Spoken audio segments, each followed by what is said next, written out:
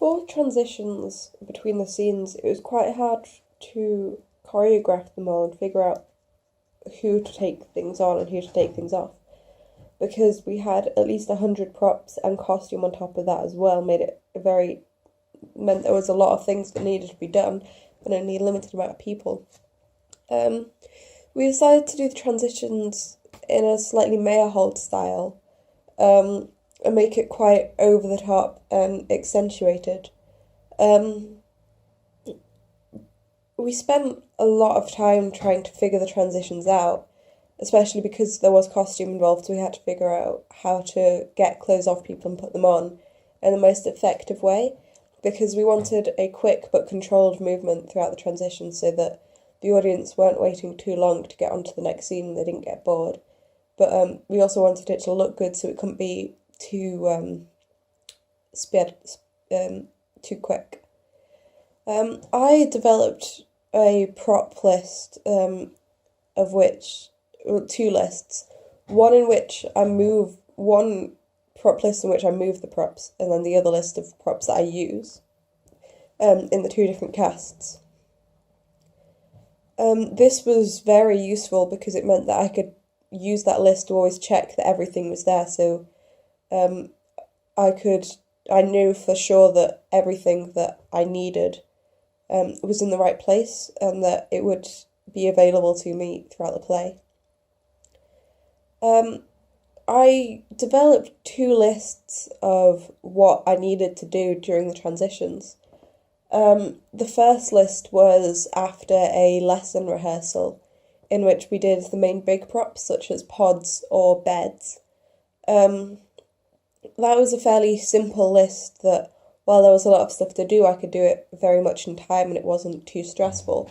However, after our 6-hour Saturday rehearsal, the second list I came up with was a lot more complicated because it had costume changes and little props such as coffee cups or pens.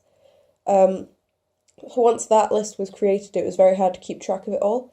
So because of that, we made sure for the performance to keep the lists very concise, explain exactly what we needed to in the least amount of words, such as where we go on and off from and where the props will be and where to find them. We also stuck these up behind stage where the audience wouldn't see them, but where we could easily read them off during the middle of the scene. This is so that we wouldn't forget anything, because if we did, then the scene could be ruined for the people acting on stage. They wouldn't do that to us, so we had to make sure that we couldn't do it to them.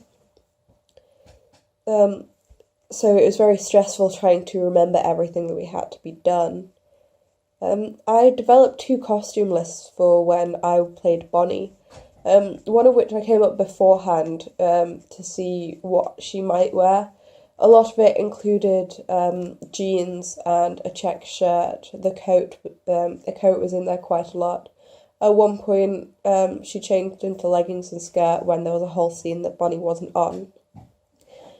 This was mainly for scene 11, to make her look slightly more naked than normal, because in a school setting we couldn't exactly come on just wearing underwear.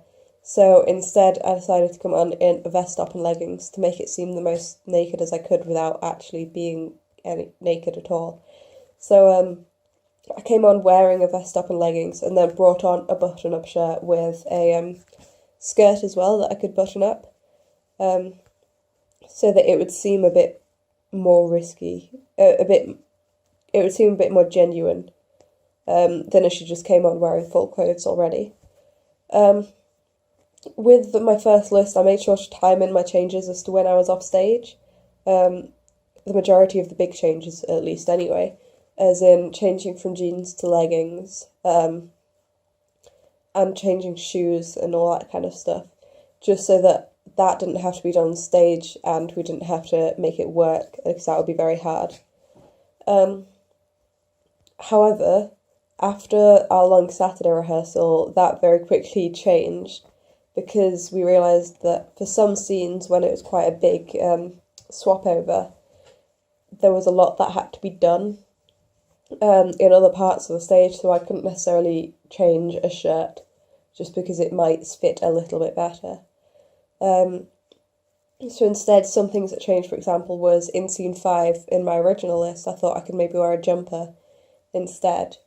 But it turned out that we didn't have enough people to do that, so instead I just kept on wearing the check shirt that I wore from the scene before. The reason I decided to wear a check shirt for most of it was partially to do with stereotypes, because a lot of stereotypes of lesbians wear check shirts and that kind of stuff, but also just because it's a very easy thing to take on and off, and it's quite light and it doesn't take up too much room backstage. The reason I chose blue jeans was partially because blue jeans just fit check shirts better, but also because if she was wearing a skirt the entire time, then it wouldn't really suit Bonnie's character, I don't think. I think Bonnie is slightly less feminine to wearing a skirt. She's more tomboyish in the way that she acts, so I feel like that would be reflected in the way that she dresses as well.